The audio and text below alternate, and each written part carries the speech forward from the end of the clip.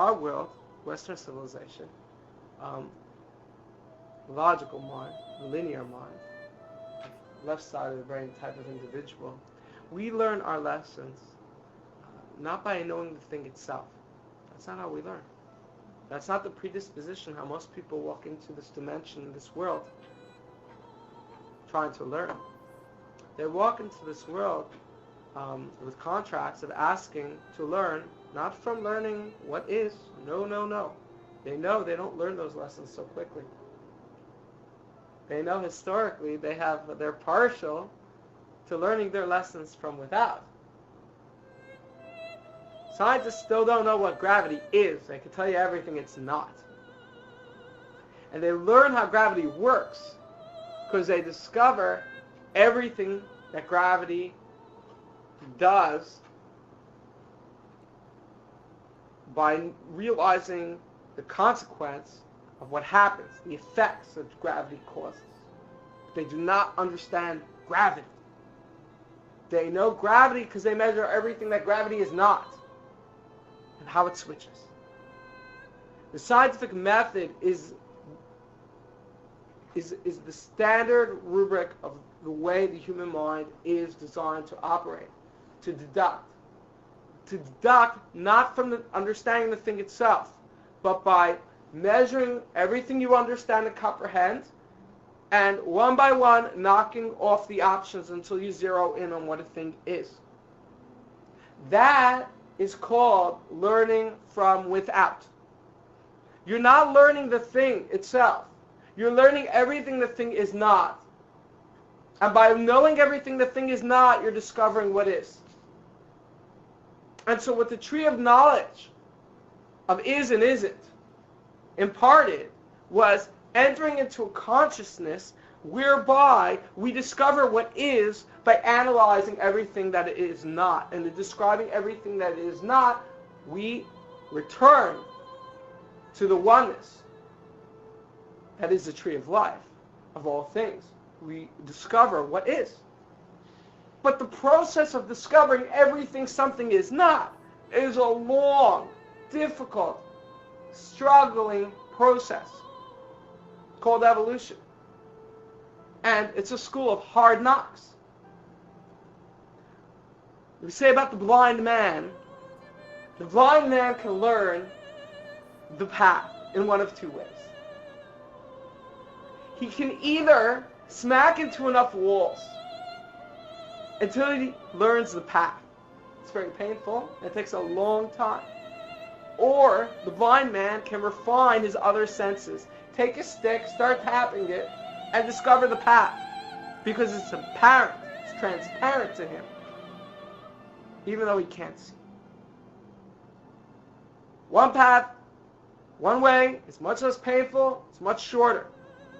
Both paths end up in the exact same space. When the individual is in a polarity state, in a state of judgment, where they're refracting all of existence, and they're only accepting what is that resonates naturally to them, then they are broadcasting, in actuality, a resonance that everything else should not exist, because it doesn't exist within me.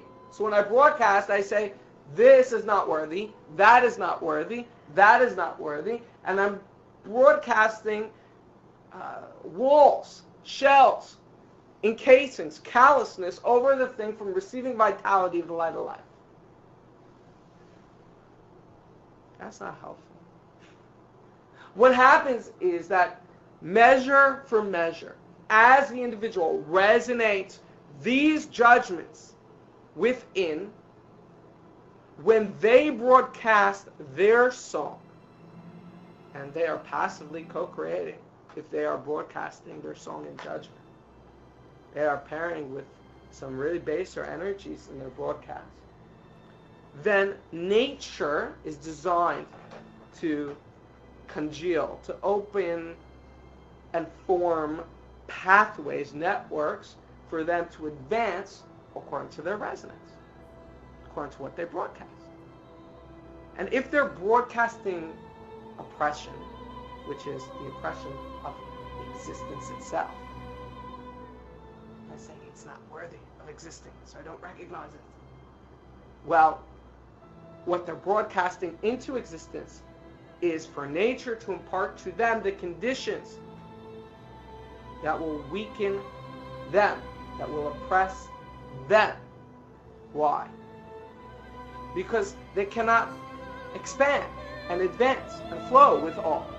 So nature, evolution, has to bring them into a space of humility in order to once again reassess their rubric for how they see things. In other words, their judgments, that they are filtering their perceptions through their judgments, and their shame, and who's worthy and who's not. So when they're flowing their angelic resonance from within,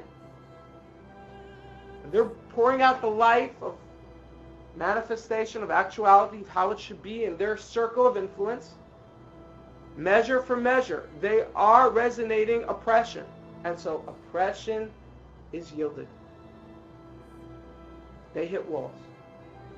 And it's a benevolent construct, because it's not the short path, it's a long path. They will end up, one life, two life, however long it takes, they will end up actualizing the highest love.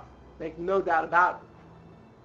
But because they are resonating oppressive resonances, nature is coordinating oppressive lessons to help break them, to break their ego, to break their resonance, for them to expand, reassess, enter a new rubric of perception. And then things flow again until it's not good enough anymore. They're still limited, and then they get humbled again. The point is, it's a very long evolutionary process to go from one resonance to the next resonance to the next resonance. It's called Jacob's ladder. But it's a long, long, long process. Jacob's ladder has 70 steps. Could take many lifetimes. There is something called the short path. It's the archetype of the tree of life. And all can enter it at any time. And when you enter into this resonance, you should take the shortcut. You take the short path. You don't have to climb up all the steps of Jacob's ladder. You jump right to the top. Because from the tree of life, everything's in oneness. Why? Because it's connected, it's bridging to everything's source in eternity. And it's flowing the energies from the perspective of infinity. And from the perspective of infinity, there is no judgment. All are actualized in the highest love. It doesn't matter how long it takes. But compared to infinity, it's a blink of the eye. All are worthy. There is no space for judgment. And from that space, we see how glorious all the interplaying chords are in helping to actualize this drama. For some to learn from within and others to learn from without, but to do so in complete freedom. And so it's glorious. And from that space, in seeing the oneness of all things and how we're interconnected and how there is no shame and no judgment and all are worthy, in that song,